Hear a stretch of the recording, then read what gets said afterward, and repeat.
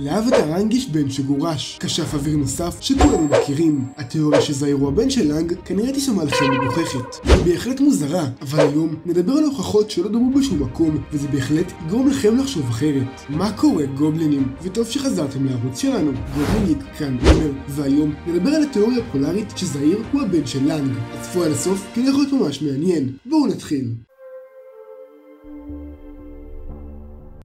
בהגדה של קורה, אנחנו גילינו שקטרה והאנג התחתנו והביאו 3 ילדים, בומי, קאיה וטנזן. 3 ילדים שרק אחד מהם הוא כשף אוויר. טנזן, הילד הצעיר של האנג וקטרה, הוא כשף האוויר הנוסף. טנזן הקים משפחה בעצמו עם פמה, ולהם נולדו 4 ילדים שכולם כשפי האוויר, ג'ינורה, איקי, מילו ורוען. טנזן וילדים היוו כ5 כשפי האוויר היחידים שנותרו בעולם האבטר לאחר פטירתו של האנג.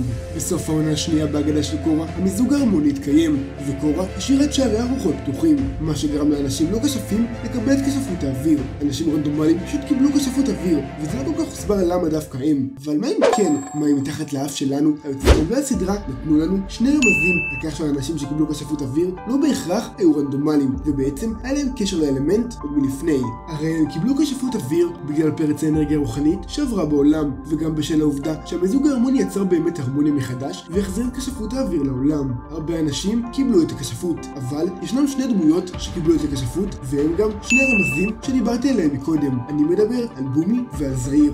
בומי, הבן הבכור של האנג, קיבל את כשפות האוויר, וזה גרם למחשבה שמתחילה את התיאוריה שלנו. המחשבה היא שכל כשפי האוויר החדשים שקיבלו את הכשפות הם למעשה צאצאים של כשפי האוויר מהעבר. הרי אנחנו יודעים שאכן יש כשפי האוויר שברחו וחיו במרחבי אומת האש לאחר ההתקפה של סוזין על המקדשים. הרחבנו על זה יותר בסרטון התיאוריה על טיילים, אבל בכל אופן, לדעתי, כל אלה שקיבלו את כשפות האוויר הם פשוט צאצאים של כשף אוויר. יכול להיות שאבא או סבא של סבא שלהם היה כשף אוויר. זה לא משנה, העיקר שהיה להם בעצם משפחה גדול כשף אוויר. כמובן, מה שמחזק את הטענה הזו היא זה שבומי, שהוא הצאצא של האנג, קיבל את הכשפות. עכשיו, האדם הנוסף שקיבל את הכשפות הוא זעיר, ולפי הטענה זה אומר שגם זעיר הוא צאצא של כשף אוויר. אבל מהרגע הראשון שאנחנו רואים את זעיר הוא שונה, הוא לא כמו כל האחרים שקיבלו את כשפות האוויר. זעיר יותר רוחני ויותר בקיא אפילו מהבן הבכור של האנג, מבומי. זעיר יודע יותר והוא מיומן יותר, כלומר הרמז הראשון כבר היה שם כשאנחנו רואים אותו בפעם הראשונה והוא בתוך תא הכלא. הוא אומר את זה: גורו להימה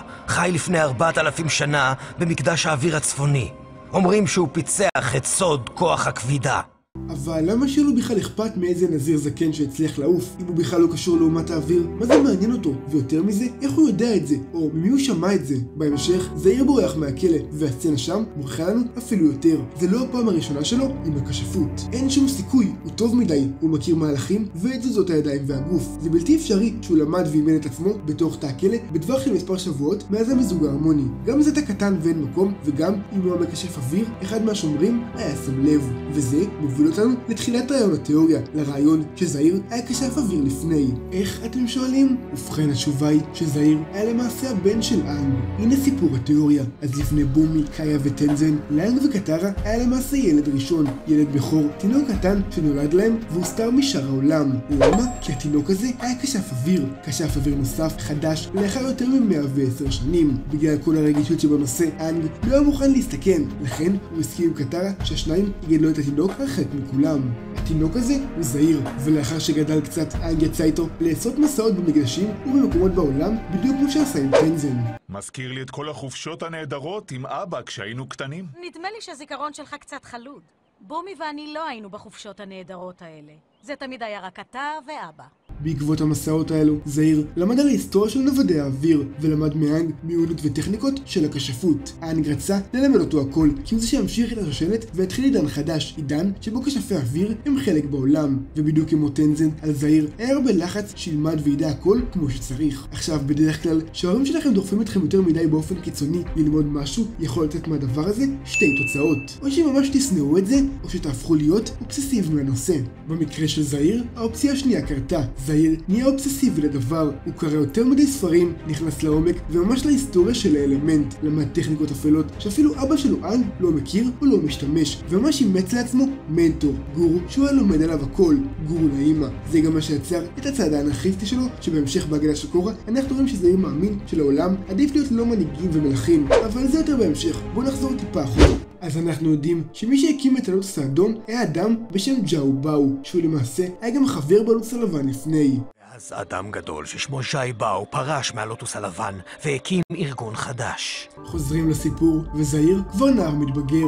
זעיר נחשף אל ג'או באו ומתחבר לרעיונות שלו. אנג שהוא אבא שלו לא ממש אהב את העניין הזה, הרי זה כל מה שנוגד את נוודי האוויר. אבל אנג לא רצה יותר מדי להתערב, כי כבר זעיר היה נער מתבגר ויוכל להחליט על עצמו. עד שקרה מקרה מסוים, זעיר ניסה להרוג את אחד ממנהיגי העולם, ואנג עצר אותו. אנג הבין שהבן שלו כבר אבוד, הוא עמוק באפלה, מה שגרם לאנג לקחת ממנו את יכולת הכשפות. אנג לקח מהבן שלו זעיר את יכולת כשפות האוויר, ולאחר מכן אנג גירש אותו מרפבליק סיטי ואמר לו שלא יחזור לעולם. עברו מספר שנים, אנג וקטרה כבר זקנים עם 3 ילדים. ג'או באו כבר מת מזקנה, אבל הרעיון שלו לא מת איתו, כי זעיר אפילו האמין בזה יותר. לא לשליטים, לא למלכים, לא לאבטר. ומכאן התוכנית די פשוטה. זעיר ממשיך ברעיון הלוטוס האדום, הוא מקים צוות של כשפים עוצמתיים. הוא בעצמו התאמן כל הזמן הזה וחזק מספיק גם ללא כשפות האוויר שנלקחה ממנו.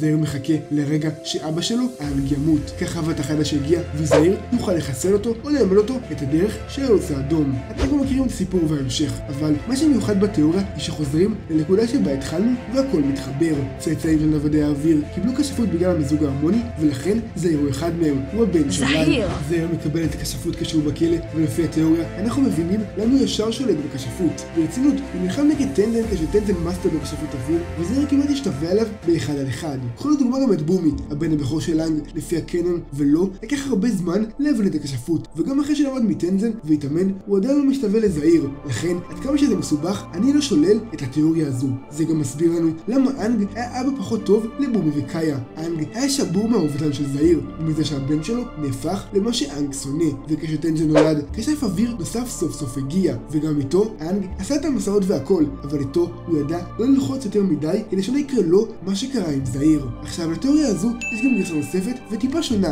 נעשה את זה קצר. בגרסה השנייה של התיאוריה זעיר הוא לא הבן של אנג אלא תלמיד, ולפי הקומיקסים אנחנו יודעים שאנג פגש קהילה קטנה של חסרי כשפות שהאמינו בתרבות הנוודים ורצו שאנג ילמד אותם עוד כדי שישתייכו לאומת האוויר. לפי התיאוריה זעיר היה אחד מהם. אנג לימד אותם כל מה שהוא ידע על אומת האוויר, על הכשפות ועל ההיסטוריה. זעיר היה תלמיד המצטיין שלו ותמיד שאל עוד ורצה ללמוד, ומה שידע את תנועות הידיים של הכשפות גם בלי באמת להוציא אוויר. וההמשך של התיאוריה הוא פחות או יותר אותו דבר כמו הראשונה. זעיר נהיה אובססיבי, נפגש עם מנהיג הלוטוס האדום, מנסה להרוג מנהיג, אנג מגרש אותו וכל זה. וככה גם זעיר יודע את התנועות של הכשפות לאחר שהוא מקבל אותה במיזוג ההרמוני. אז הגעתם עד לפה, תגיבו רשטג אנג בתגובות ונסמן לכולכם לב. אנחנו היינו רוצים מאוד מהיוצרים עוד דברים על זעיר, כי בתחילת העונה השלישית הוא בהחלט דמות מרתקת, ואנחנו מקווים שאכן יופיע בפרויקטים הבאים. תגיבו לנו גם מה חשבתם על התיאוריות ומה לדעתכם תיאוריה הגיונית יותר, האם זעיר הוא הבן של אנג או תלמיד העבר שלו. תזכירו, יש לנו עמודי אינסטגרם וטיקטוק, אם עדיין לא עקבתם נשמח שתעקבו. אז בסדר גובלינים,